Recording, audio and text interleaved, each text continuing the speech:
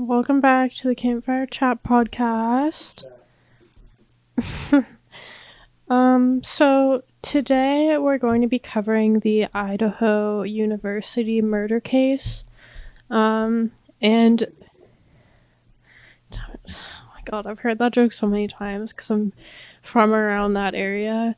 But that's also why this case really breaks my heart because oh my god. Okay, I'm not gonna cry. No, it's okay.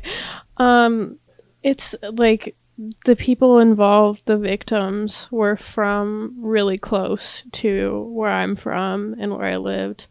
I lived in Spokane, Washington, and I also lived in Oceanside, Oregon. And these people are around the same age as me, so oh my god. Yeah, it's close to home. And I'm not gonna cry. I promise I'm not gonna cry in this podcast. But I will say that the whole time I was researching this, I was just sobbing today while I was trying to do this. So it's really hard. It's such a terrible case. And yeah, it's just so tragic. But yeah, it's still ongoing. Oh my god. Okay. It's still an ongoing case. So I'm going to be covering it at the start of all my videos. As updates come along, I'll make sure to always include the updates at the beginning of the videos because yeah, there was just an arrest made. We're filming this on January 6th, so the arrest was made about a week ago. So yeah, we'll keep covering this. At the end of this video, I will also do updates on the Casey Anthony case. I was going to do that at the beginning of this video, but I feel we should just get right into this. And if we have time, I'll definitely talk about that because there are some updates in that case.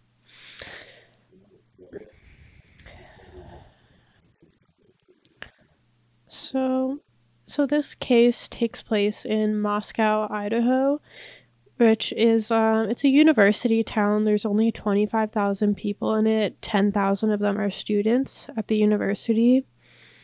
And it's a very, very safe city. People just leave their doors unlocked. It's beautiful too. That whole area is so beautiful. And it's near the border of Washington. It's in northern Idaho. It's kind of near Oregon too. So, but the last murder there was actually in 2015, so 7 years ago. That's how safe it is.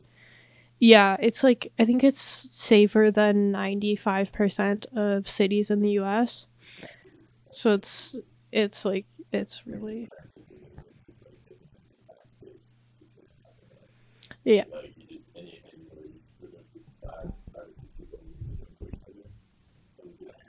Yeah. Yeah.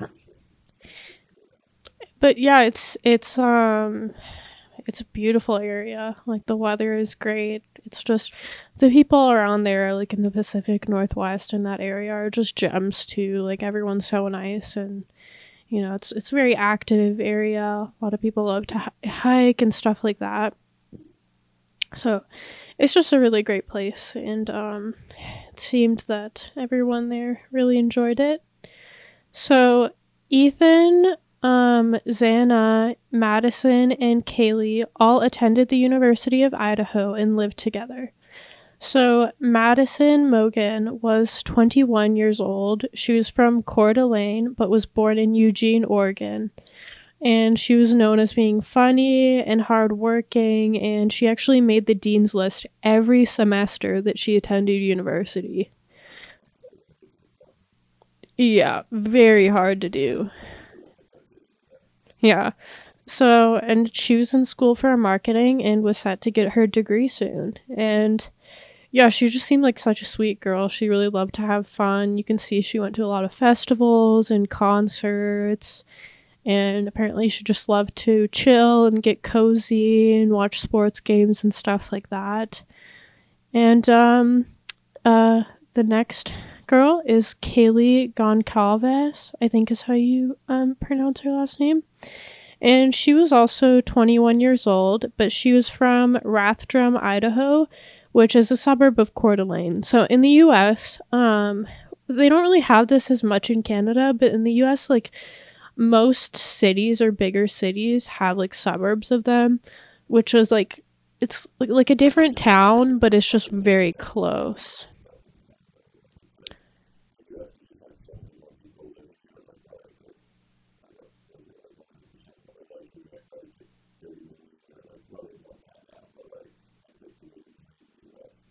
Yeah. So there's yeah.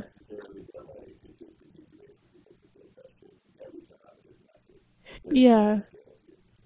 Yeah, and like there's just a lot more towns, but that's I would say like pretty much all big US cities have suburbs, and it can get a little confusing, but like for example, like Bothell is a suburb of Seattle, and it's like outside of Seattle, but you could consider it the same city, but it is its own town.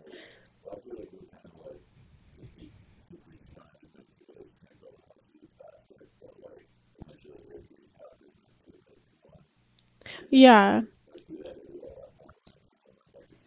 And I've kind of like in my mind, my American mind, um I do consider Airdrie a suburb of Calgary, even though it's not. It's its own city. But for some reason in my mind, I like consider all of the cities around Calgary to be suburbs of Calgary, even though they're not. But anyways, so Kaylee was the middle child of five children. She was athletic, social, and loved adventures.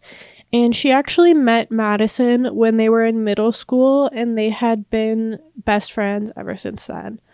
So, and they went to the same high school together, they went to the same university together, they lived together. Um, and then, so Zaina Kernodle was 20 years old, and she was from Post Falls, Idaho. And she was very athletic, very kind. And so they met because. Sorry, I'm trying to read this.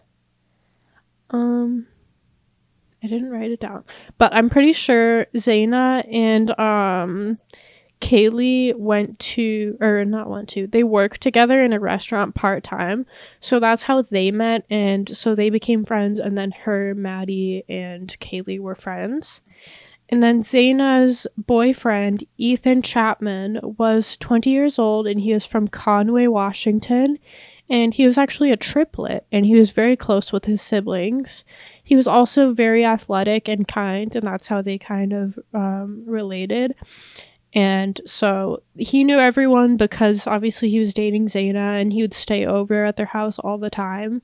So he was kind of a part of the household as well. And so yeah, and so and Maddie and Zaina were also both in the Pi Beta Phi sorority. Um and oh, actually it was them that worked together in the Greek restaurant. It was Maddie and Zaina.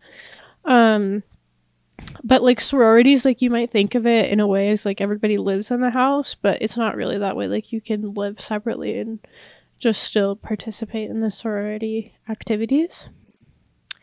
And so they decided to get a place together, the three girls, and it was a 3-story, 6-bedroom house. And they also had two other roommates named Dylan and Bethany, both girls. You can get confused with Dylan, but it's a girl as well. Um, yeah, just clarifying because I was like a little confused too, but it's a pretty name. Yeah, so there was 5 girls that were living together. Yeah, but it was a 6-bedroom, 3-story. So and basically it was kind of situated as a duplex, and I believe it was a duplex before, and then they kind of renovated it to be one house. So there was one part that was at like the bottom of a hill, and then one part that was on top of the hill. Yeah, it looked like kind of like two houses merged, but it was one house. So, and it was Dylan and Bethany were on the bottom floor, and then Zaina and Ethan kind of were on the second floor, because they basically live together. You know how it is, like. And then it was Kaylee and Maddie were upstairs. And so but now we will get to the tragic events. Oh, and also there was 2 entrances in the house. So there was one on the one side and then one on the other side, because it was a duplex. So yeah. But on Saturday, November 12th at 8 p.m., Ethan and Zaina went to a fraternity party that was just a short walk away. It was only like a 5-minute drive, but if you cut across, it would probably be also like a 5-minute walk. And Maddie and Kaylee got picked up that night and went to the Corner Club, which was a sports bar in downtown Moscow, and it was very popular with college students. And so they went there, had a good time. Moscow, Idaho.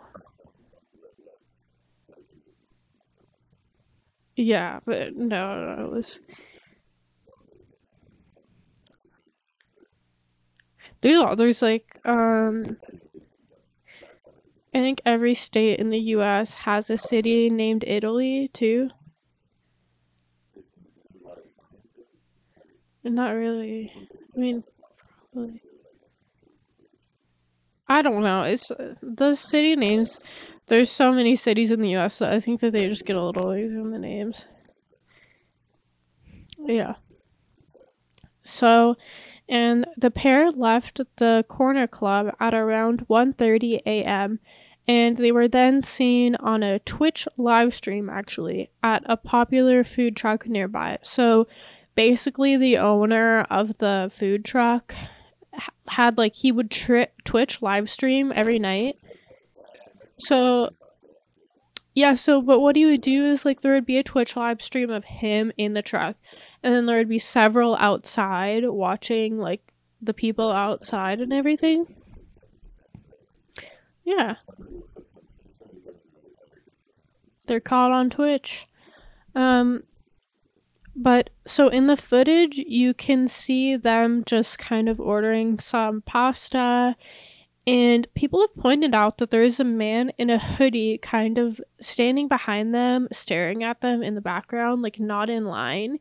He was just kind of standing aside, staring at them, and people were speculating a lot about this because it kind of seemed like they knew him, but it also kind of seemed like they didn't know him, and he was just being weird because basically they walked up, he was kind of by them, and it looked like he was walking with them, but they weren't talking to him and interacting with them.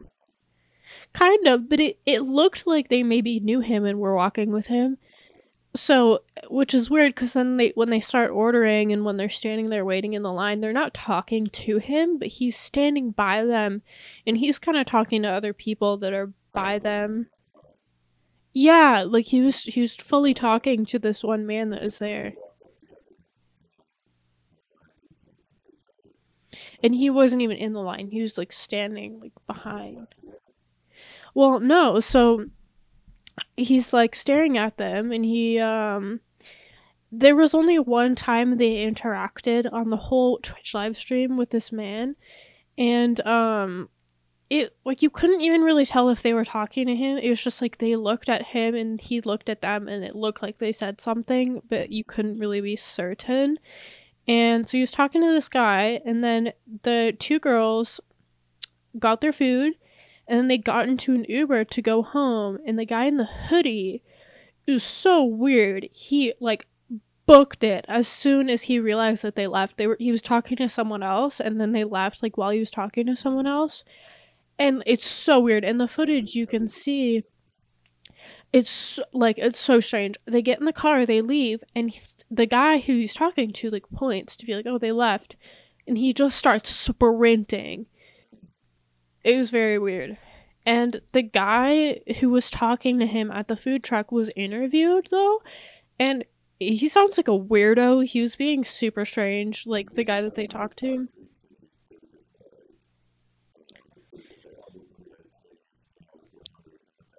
Well, the guy that he but the guy that he talked to said he was like they interviewed him afterwards, and he said that this guy was like very nice, and yeah, he said he was very nice, and like he said something about how he bought their food, but it's also weird because you could never see him buying the food. Like, he wasn't even standing with them while they ordered. And I don't know, like, who this man was. He was a weirdo, though. He was like, yeah, I had to get here early before all the stupid zombie college kids get here. It was just really weird. Yeah, to the food truck. And he... No, the guy he was talking to. And so that whole thing was, like, weird, but we'll see the connections to him as this case goes along. But so Dylan, yeah, it's just weird that this man was like mad about that. He was like talking down on them. Yeah, but it's like, dude, you live in a college town. Like, get out if you can't handle that. Yeah, but anyways, Dylan was out with friends as well, and so was Bethany, and they both got home at around 1 a.m. And Ethan and Zaina got home at around 1:45 a.m. Kaylee and Maddie got back around 1:55. And so between 2:26 a.m. and 2:44 a.m., Kaylee called her ex-boyfriend Jack 6 times. And so they were like kind of on again, off again during college. And Kaylee's parents said that like they thought they were going to get married and have a future together because they were like a great match. Yeah, but they were like, even when they were in college, they were still kind of on again, off again. But yeah, they don't have any like problems together. They actually had a dog together that they got together in like when they just graduated high school. So yeah, they still were like co-parenting their dog, if you would if you'll call it that. And so she called him 6 times between 2:26 and 2:44, which apparently wasn't that out of the regular. Yeah, and then Maddie called Jack 3 times as well between 2:44 and 2:52, which is, I mean, yeah, just drunk girls making calls. It's not that out of the ordinary. It happens. Yeah, I don't know. But so they were just laying in bed together, scrolling through TikTok and just doing the normal things you do with your girls. And Zaina ordered DoorDash, which she received at 4 a.m. And phone records show that she was also scrolling through TikTok until 4:12 a.m. But between 4 a.m. and 4:25 a.m., a man came in through the sliding glass door in the back of the house, and he fatally stabbed all 4 of those people. And so some of them had defensive wounds, and earlier reports said that they were likely all sleeping, and there was actually no signs of sexual assault, but I don't think they could have been sleeping. Maybe Kaylee and Maddie were, but Zaina just picked up her DoorDash and she was on TikTok, so she couldn't have been asleep. And so, but Dylan and Bethany were totally fine. And this is the part that a lot of people criticize them.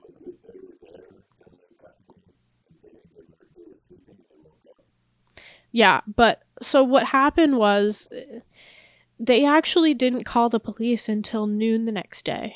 But what happened was, and I can understand this happening, there's a lot of criticism for these girls, but I can like put myself in their shoes and I can understand. But basically, Dylan said that she woke up at 4 a.m. and she heard a noise. Some noise was going on upstairs. but she thought it was just Kaylee playing with her dog. And then, so she went back to sleep.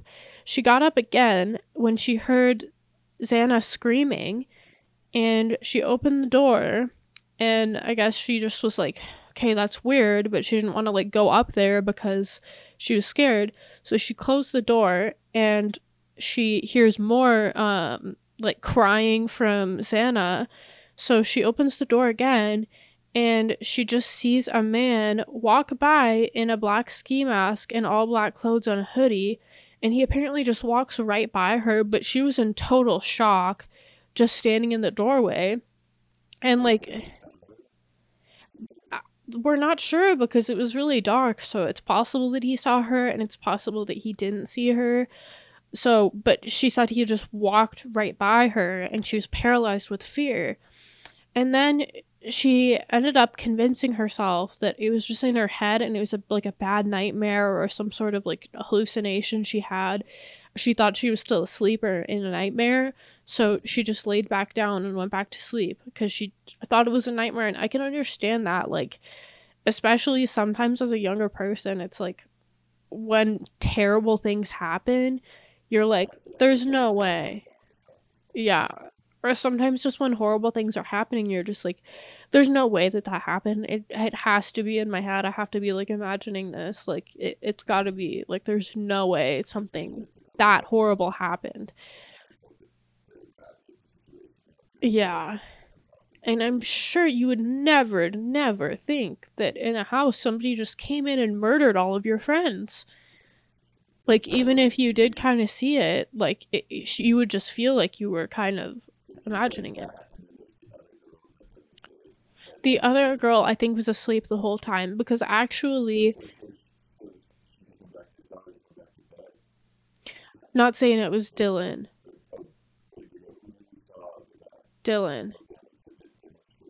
So she just went back to bed because she just, it was a response. She didn't know what was going on. I can totally see that happening. And Bethany was still asleep, which is actually like totally possible. A lot of people are also criticizing that. But yeah. But so the house, like the way it was, it apparently it used to be a separate unit where Bethany and Dylan were. So when that happens, it's like there's like concrete walls and there's a lot of things to prevent like noises from going through the walls. So it is possible like it wouldn't be that loud from down there. So it's possible you wouldn't wake up if you were a heavy sleeper. Then it wouldn't be like that loud. But around noon the next day, Dylan and Bethany got up and found all 4 victims in an extremely bloody crime scene.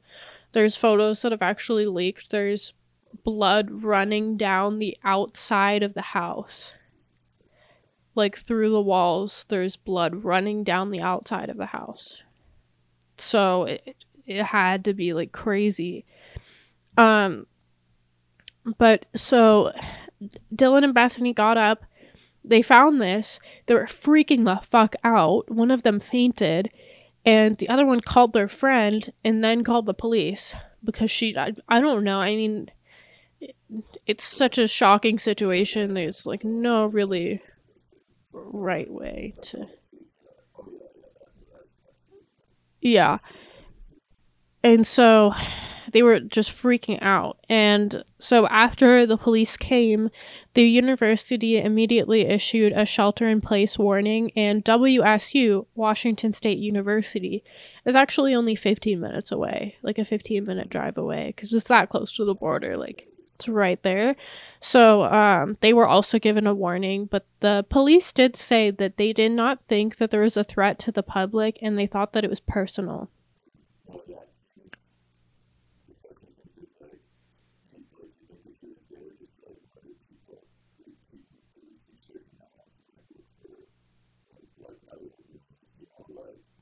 Yeah.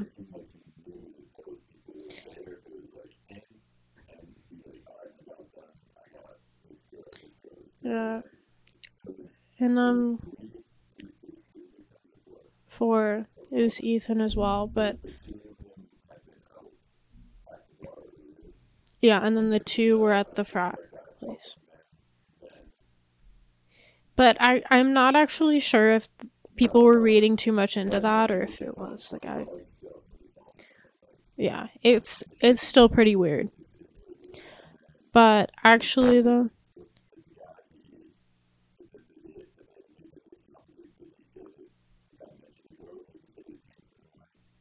yeah, but this guy seemed like a wacko, so I honestly wouldn't trust what he's saying cuz like the whole thing that he was talking about didn't make any sense. It was very weird. It was a weird interview. It like actually when you're reading it, you're like, is this man actually saying this stuff? Like I wouldn't really trust what he's saying. He might have been like out of his mind or something. I don't know. But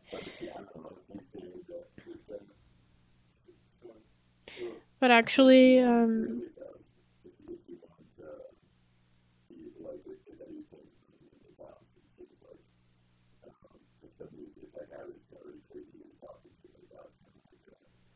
yeah.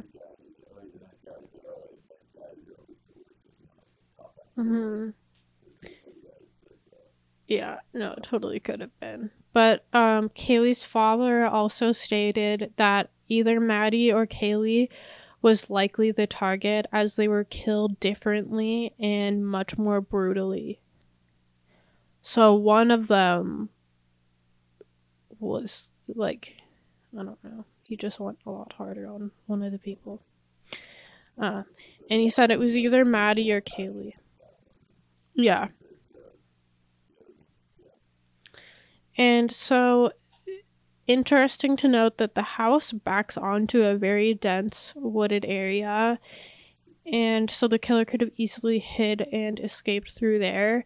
And sliding glass doors, which is what they had, which he broke in, are actually very easy to break into without making it look like forced entry. Because they said that it was not forced entry, but you can break into them in like a couple minutes without any tools. Yeah.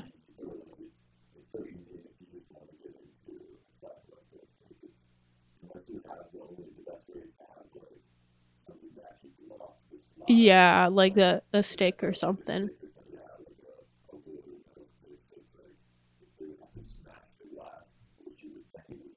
Yeah. Yeah, especially in such a safe area. Yeah. And like, yeah. And they had parties in the house all the time, so somebody could have totally came and like scouted it out and figured it out. Yeah. Yeah, when I lived in Washington, actually, we also lived backed onto a very dense forest that went on for miles.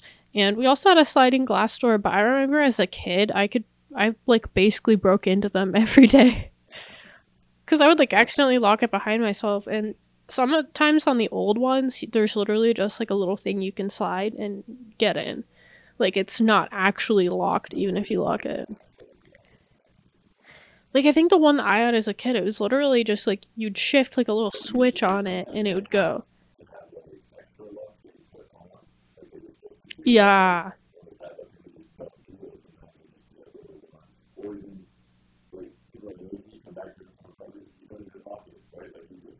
Yeah.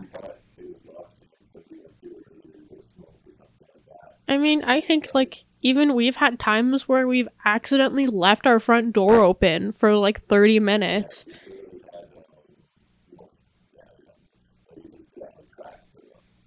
Yeah. You're like, what the hell?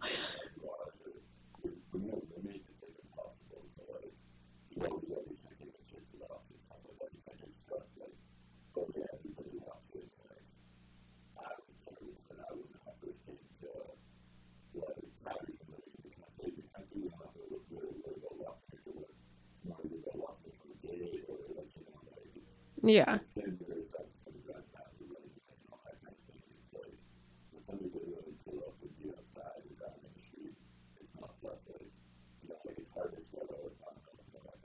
Yeah.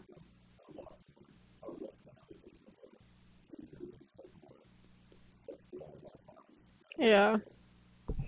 No, true. And yeah. So on to the arrest.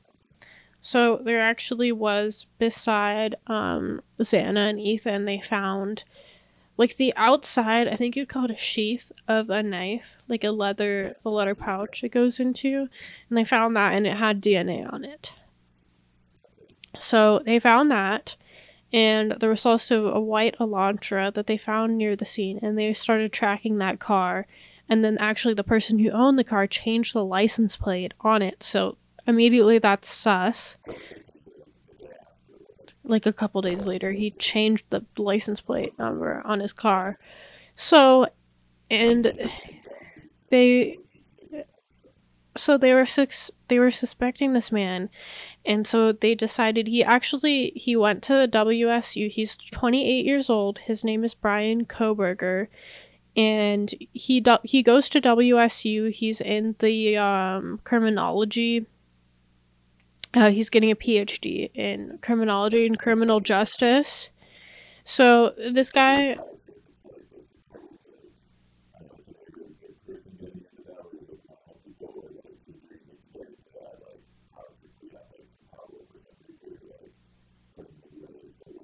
mm-hmm. And yeah.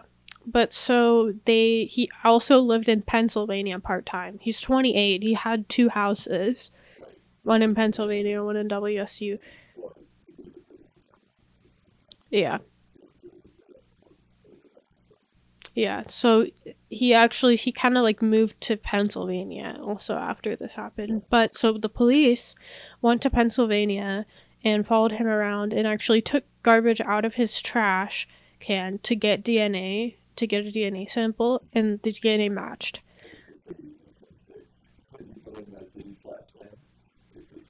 They've caught so many criminals through that. And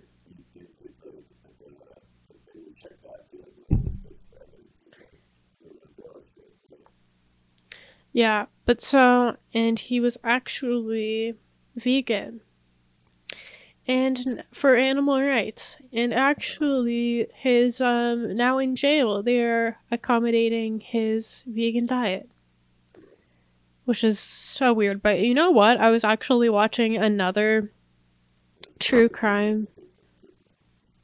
Yeah. But I was I was watching actually another true crime video today from their channel Explore With Us. If anybody out there has not looked at that channel, it's really, I love their content. But I was watching a case today about this woman, like, she she killed this man and fed him to her pigs, but she was like a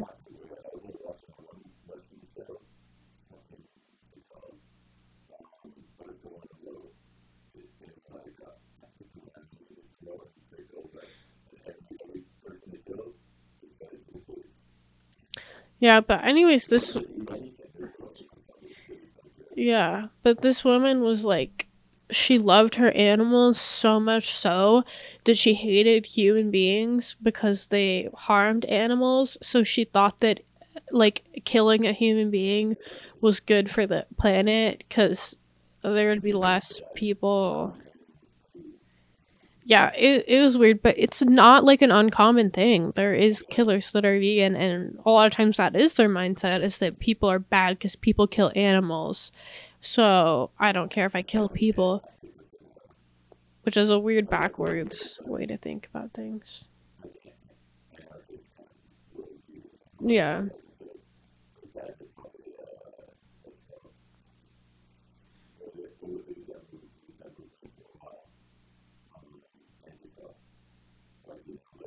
I never understood.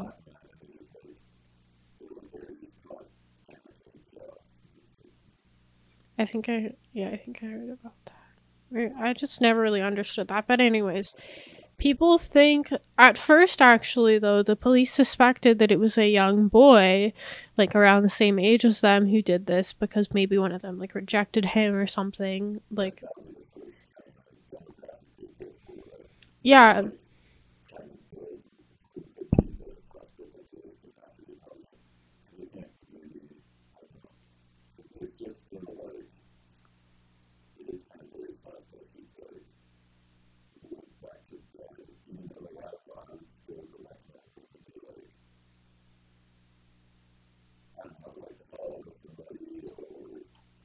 I just like I can see it happening.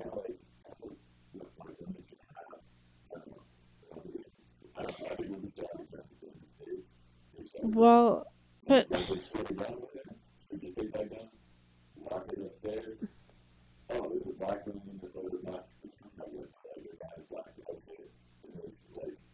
yeah, but I can understand this because what I think about it as with like, sorry, not to trauma dump, but when our cat died, it was like he was really sick, and at the time when it was happening, like I knew he was really sick, and but like part of me in my head, like I couldn't see that could die. So it was like part of me, yeah, you go into denial when something terrible is happening right in front of you. So like I just relate it to that situation, and like going through that when something horrible is happening in front of you, you're just like, it can't be, like this is in my head. He's not dying. Like this is not happening right now. And so I can see that happening to her for sure. Cause like when something so traumatic and horrible is happening, it's your brain can't even like, you can't wrap your mind around it. It's happening and then it hits you all at once and it's like, holy shit. So I can see it happening and like,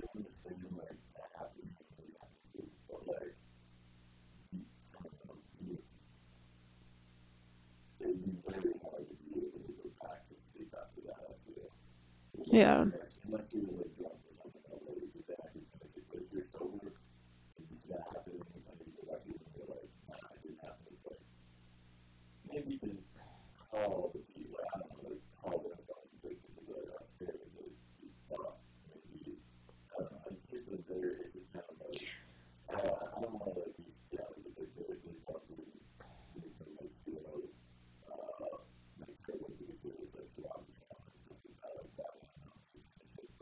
Hmm.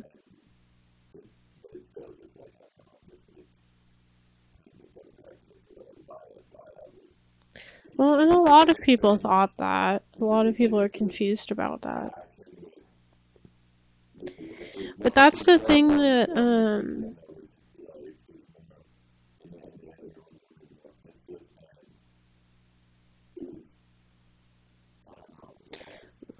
and so the theories about motive, which we will uncover as the trial goes on. I will make updates every week as we get them, and then when this whole thing gets resolved, when we go through the court case and hear all the details, I'll make another full video about it. But the theories are maybe he got into criminology and criminal justice because he was obsessed with murder as a concept. And I'm not like, obviously I love true crime. Well, not love, but I'm very interested in true crime.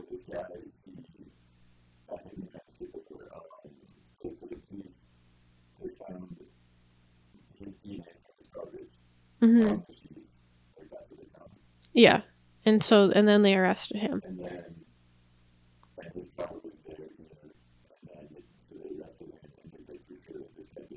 Yeah. Yeah, I mean, there's different things on the affidavit, but that's essentially just detailing why they like went after him in the first place, but we don't know his motives yet. But the theories about that are that maybe he got into criminology because he's obsessed with murder, not because he's maybe interested in true crime, like how probably most people watching this are. Just you're just interested in it, you just want to like know. Yeah.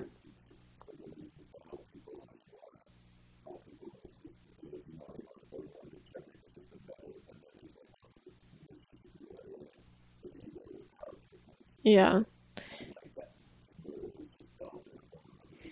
Yeah.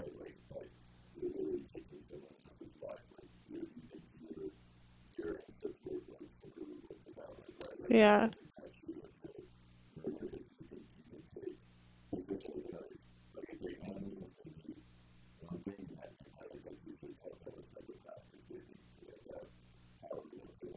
Yeah. And actually, here's a very interesting detail about this case. A week before this murder happened, there was actually, and this is going to be heartbreaking for you. I don't know if I should say, but there was an Australian shepherd found that was skinned alive in the city. Like, they fully skinned the dog that was found in this town, which was weird. It seems kind of connected.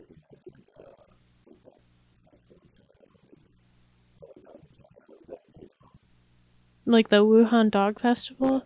I don't think they. I think that they just eat them. Oh, but anyways, yeah.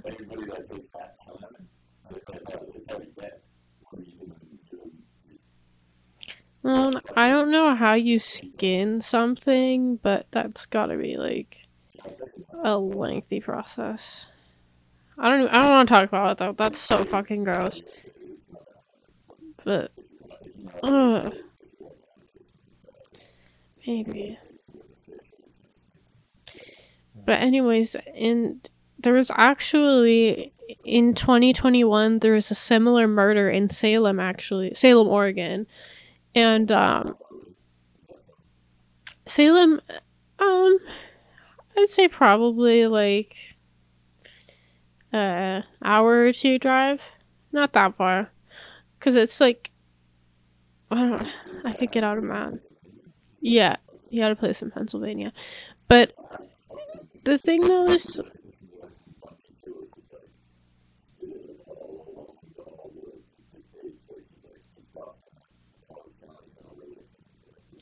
well, and it was like this murder. It was a masked man, and he was stabbing a couple. One person died, but one person is still alive, and it's unsolved. But we will see if that's connected because the family of the person who died thinks that it is connected. So we'll see if he actually was. But it seems like maybe he was just trying to, since he was like interested in murder, I guess, maybe he was just trying to see what it felt like. Maybe he was trying to see if he would get caught. Maybe he's just like practicing what he was learning in school. Or but it's also weird that it was targeted towards Kaylee because how would he know Kaylee? Like possibly they could have ran into each other since he did go to WSU, but so far we don't know of any connection with Kaylee. Um I mean, she did have like a good Instagram following. She made TikToks, so she was like a bit of a public figure, but maybe he targeted her. Maybe he yeah, maybe he just like ran into her and maybe like I don't know, maybe it was the kind of thing where like she spilled some coffee on him or something by accident and then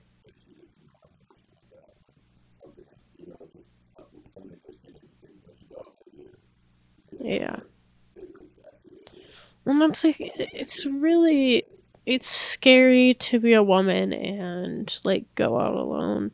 It's weird and it's a different experience like if you are not married. Men react weirdly to that because men a lot of times when they're interacting with a girl trying to flirt on a girl, there's a certain type of guy who will respect their man more than them.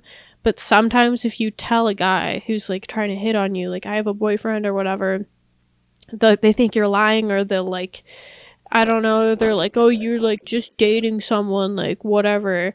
But there's so many like things if she's going out, she's living her regular college life. Like it could have been a lot of times when men hit on a woman, that type of man. I'm not gonna say all men, but like a certain type of man, if they hit on a woman, it like really hurts them somehow to get rejected to a certain point where it's like crazy. Yeah.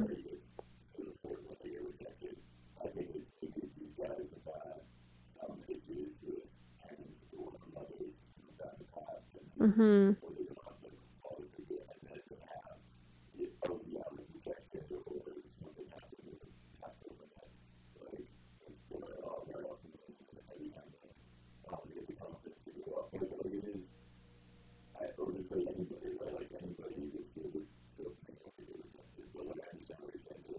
Yeah.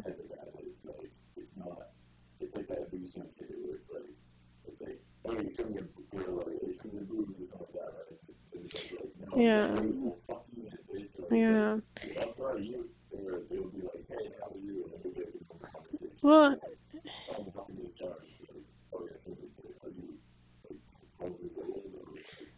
I like some a situation that sticks out in my mind is one time when I was working as a cashier. This guy comes up to buy some things, and I saw his tattoos, and I knew that they were from Paul Jeffries, who I have a tattoo from his shop, and I really admire his work. It's not like my style, but it's really cool work. So this guy comes up, and I can see that it was Paul Jeffries' tattoos. I could just recognize the style. So I said to him, "Oh, are those Paul Jeffries tattoos?" And he said, "Yeah, this was actually like right before Paul retired." And I was like, "Oh, that's really cool. Like, I've gone to his shop."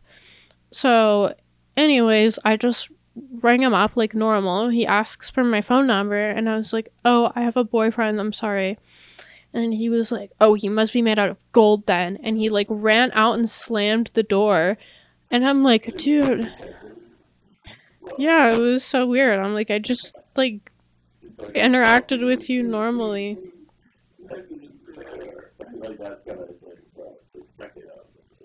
Yeah. Yeah, or something.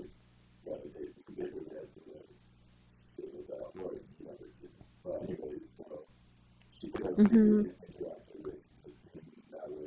Mm, but it just.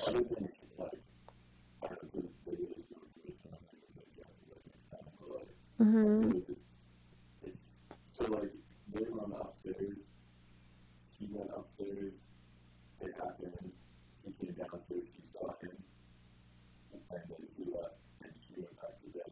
Oh, and actually, that was at 2:26 to 2:52 a.m. and he came in between 4 and 4:25 a.m. No, there was no text. But also interesting to note, it says in the affidavit, I don't know how they know this, but it says in the affidavit that he came back and revisited the crime scene at from 9:12 a.m. to 9:24 a.m. So he came and walked around in the house for 15 minutes in the morning after he killed them. Probably just to make sure they were dead. Yeah. Yeah. But they don't think they're ever going to find the murder weapon, though, because this guy drove to Pennsylvania, so he could have ditched it. There's thousands of miles, so he could have ditched it anywhere. Like, there's no way anybody's going to find it, so.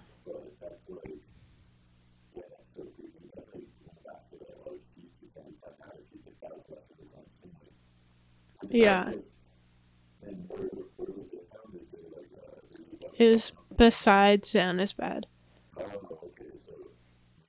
And it was at first they said that the victims were killed in their beds while they were sleeping, but I don't know why they said that because it's definitely not true because definitely Xana was awake and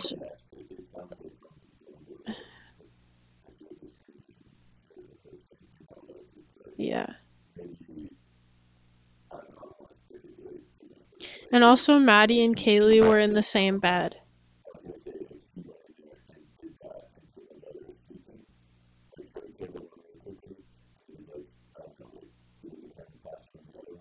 Hmm.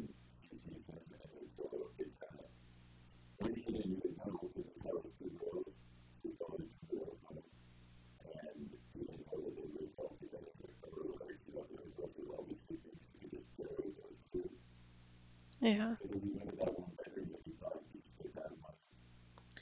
But the thing is, so Xana and Ethan's bedroom was right by the sliding glass door that he came in. So it was possible that he came in, realized that Xana and Ethan were awake. That's why Xana screamed. And then he took care of her and then Ethan, because he was in the bedroom with her, before he went upstairs and killed them. And it's very, yeah. And it's, and it's very interesting to note as well that the doors, all of the doors that were in this house, had like number code locks on them. So he would have somehow needed to know the code lock to get in there of the individual bedrooms. So it's most likely that he did scout out the place and like maybe went to a party, waited, and like watched them like key in their code somehow.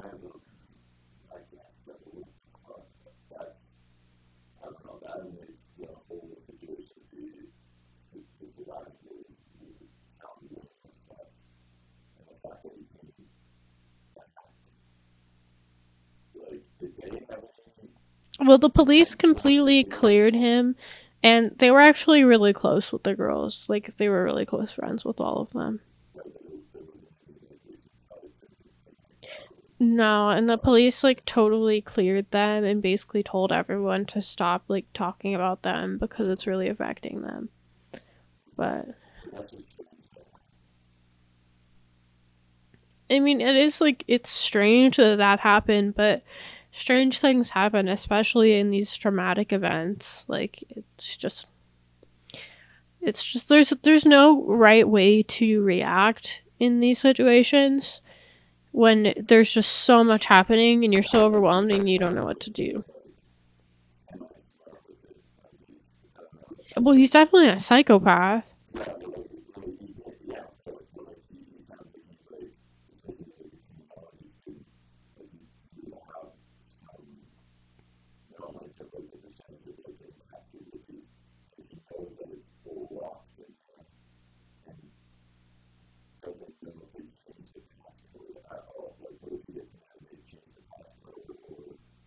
Mm. Well, the thing is, though, those locks, like, from what I do for work, they're hard to change the passwords. You could probably see, yeah. And it was like a hill on the woods, so he could walk up the hill and through the trees would be able to see. Hmm.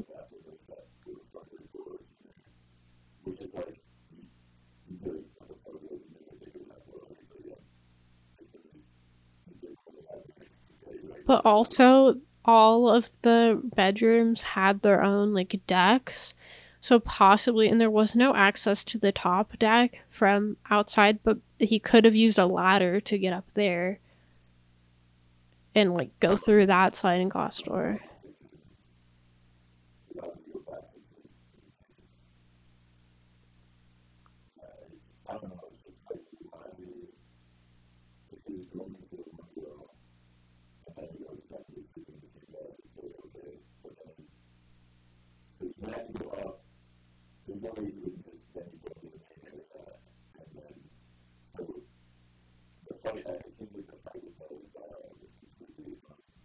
Xana, but yeah.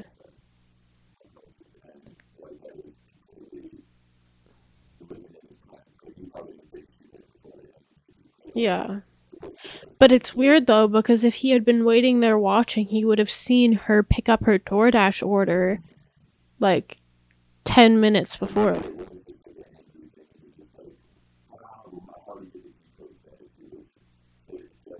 It seems like he's plotting on them. Like he was plotting on them. I think there's no way he could randomly.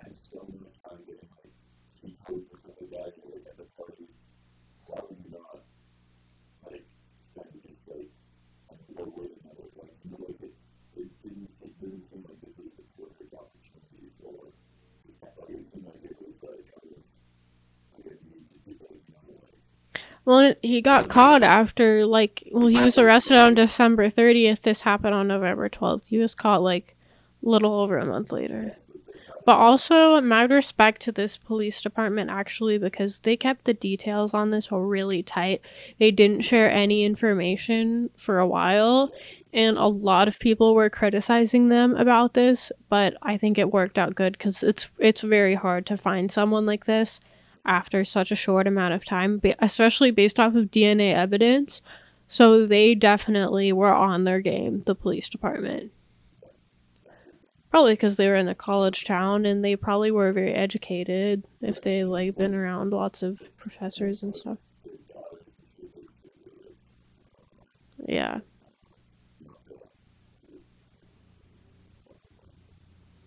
What? White? The police? Oh, yes, they were.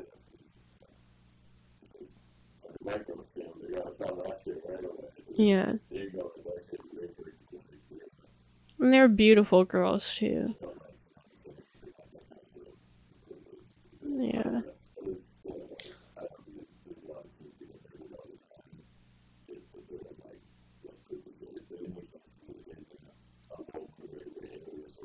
So it's probably their whole priority for a while.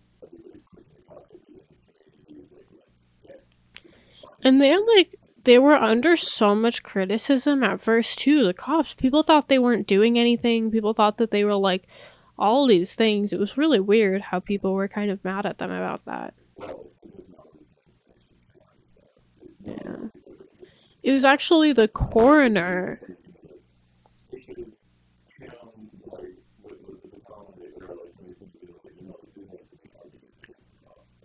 Yeah. But it was actually the coroner who shared most of the information about this case. But yeah, overall, this is a very heartbreaking case. Just the fact that it was these just young people that were just going about their lives normally, just scrolling through TikTok and ordering DoorDash, doing the normal things and they got killed. And it's like, knowing those details, it's like, I'll just be scrolling through TikTok ordering DoorDash, and it's like, could somebody just come in and kill me right now? Like, it's so crazy that it's just this random.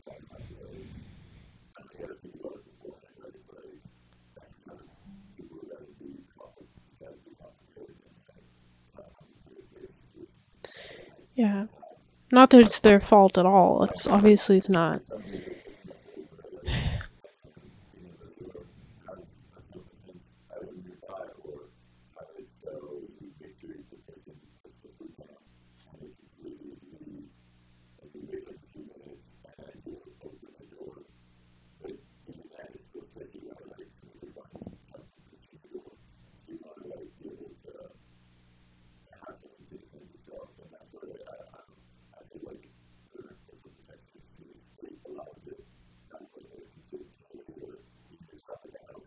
Which really sucks about Canada, too, because I know when I lived in the US, like, even though where I lived, like, especially in Oregon, it was incredibly safe. Spokane is not very safe, but even when I lived in Oregon, I kept a taser on me at all times and would just carry it around with me just for protection. And now living in Canada, like, it's not legal. Self-defense isn't legal here.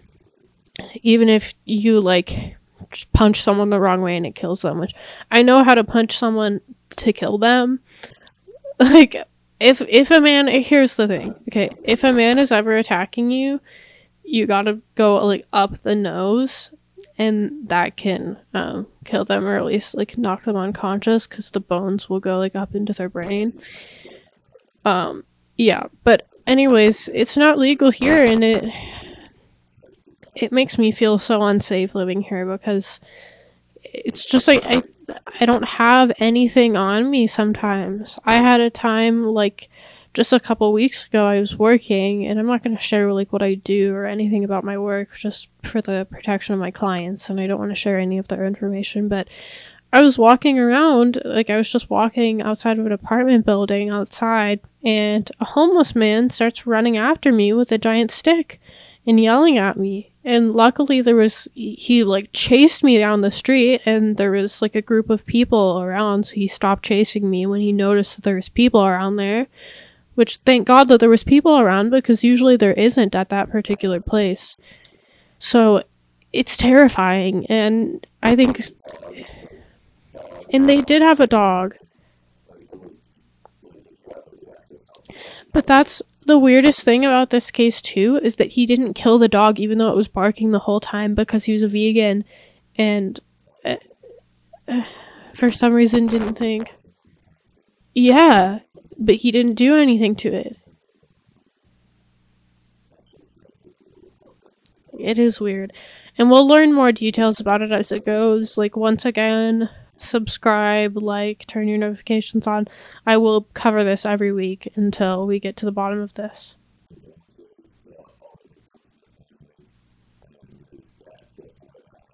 And right before Thanksgiving, too. It's just such a terrible time.